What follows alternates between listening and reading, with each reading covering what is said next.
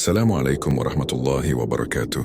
Pernahkah kita benar-benar berhenti sejenak menarik napas, lalu bertanya dari dalam hati, sebelum langit terbentang luas tanpa tiang, sebelum bumi dihamparkan untuk tempat berpijak, sebelum matahari terbit dan tenggelam, sebelum waktu berjalan dan usia bertambah, apa yang pertama kali Allah ciptakan? Pertanyaan ini bukan sekadar rasa ingin tahu, ini adalah pertanyaan iman. Karena siapa yang mengenal awal penciptaan, akan lebih mudah mengenal Tuhannya. Banyak manusia sibuk mengejar dunia, sibuk merancang masa depan, namun lupa merenungi asal kehidupannya. Padahal dari sanalah hati menjadi tenang. Allah tidak menciptakan sesuatu dengan sia-sia, tidak ada yang kebetulan, tidak ada yang tanpa tujuan. Setiap ciptaan adalah tanda kekuasaannya.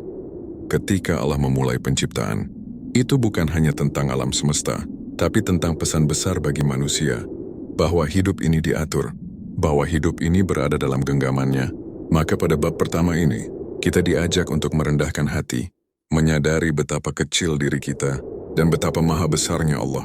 Karena dari awal segala keberadaan, Allah sudah mengajarkan satu hal penting, bahwa hanya kepadanya kita pantas bergantung.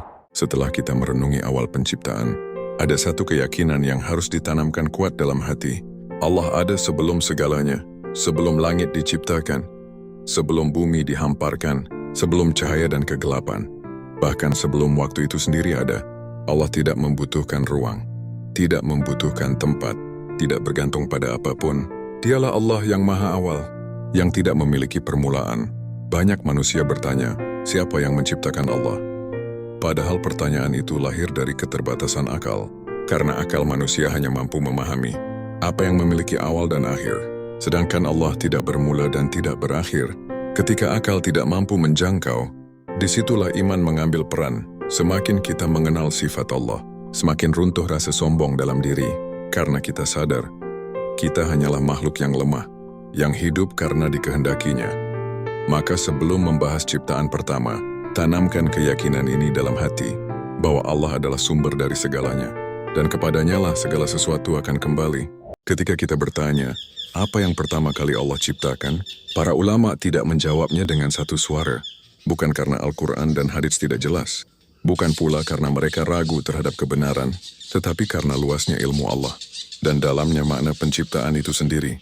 Sebagian ulama berpendapat bahwa yang pertama kali Allah ciptakan adalah Al-Qalam, pena ilahi yang diperintahkan untuk menulis takdir. Segala yang terjadi, dari awal hingga akhir zaman. Sebagian ulama lainnya mengatakan bahwa arsy Allah diciptakan terlebih dahulu, sebagai makhluk terbesar, sebagai simbol kekuasaan dan keagungan Allah.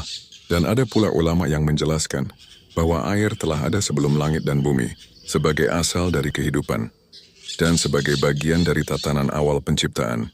Perbedaan pendapat ini bukan untuk diperdebatkan, bukan untuk menentukan siapa yang paling benar, tetapi untuk mengajarkan kita satu hal penting, bahwa ilmu agama itu luas, dan adab lebih tinggi daripada ego.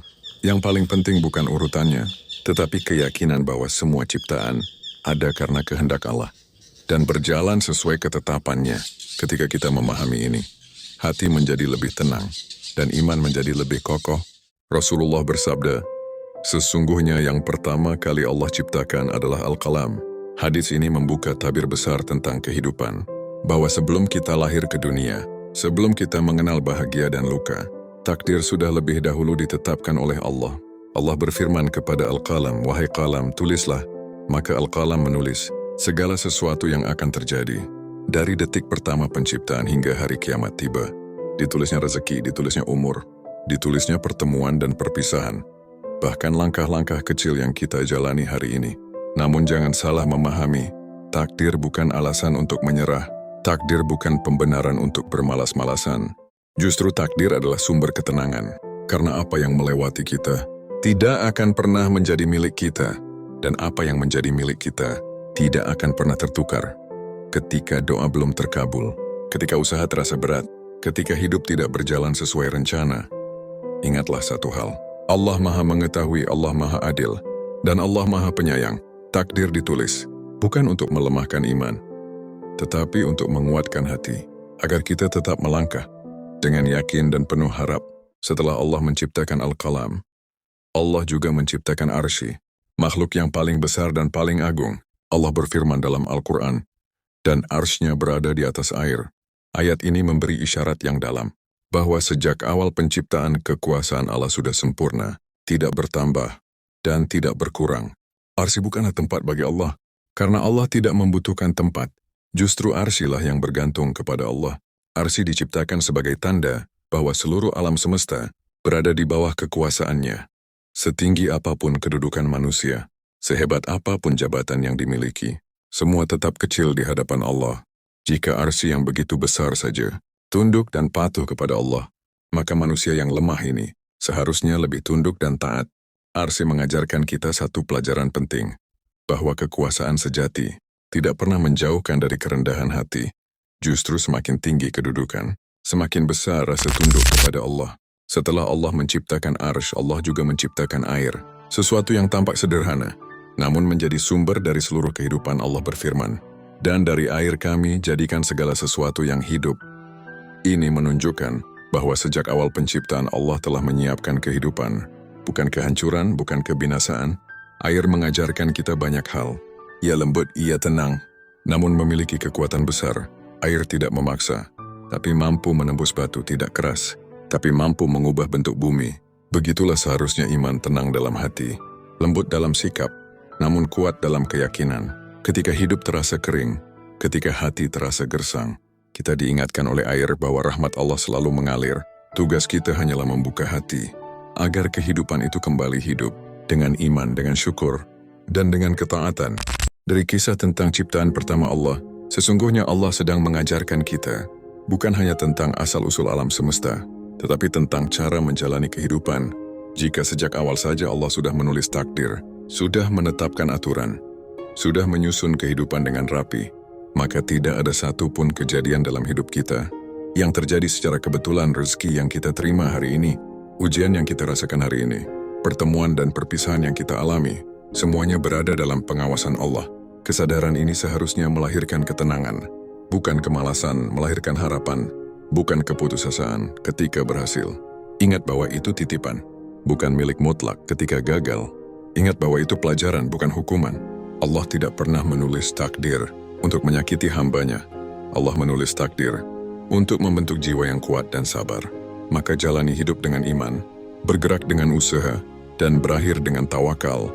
Karena siapa yang menyerahkan hidupnya kepada Allah, tidak akan pernah dibiarkan tersesat.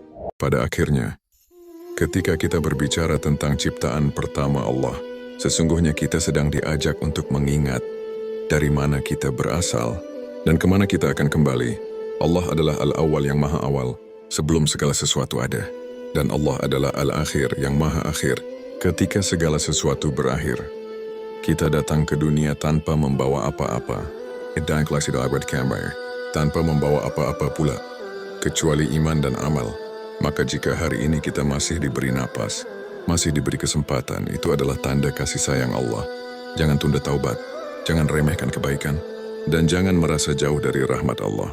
Karena Tuhan yang menciptakan segalanya dari awal adalah Tuhan yang sama, yang membuka pintu ampunan hingga akhir. Semoga ketika kita kembali kepadanya, hati kita dalam keadaan tunduk, lisan kita dalam keadaan mengingat, dan hidup kita berakhir dalam husnul khatimah. Wassalamualaikum warahmatullahi wabarakatuh.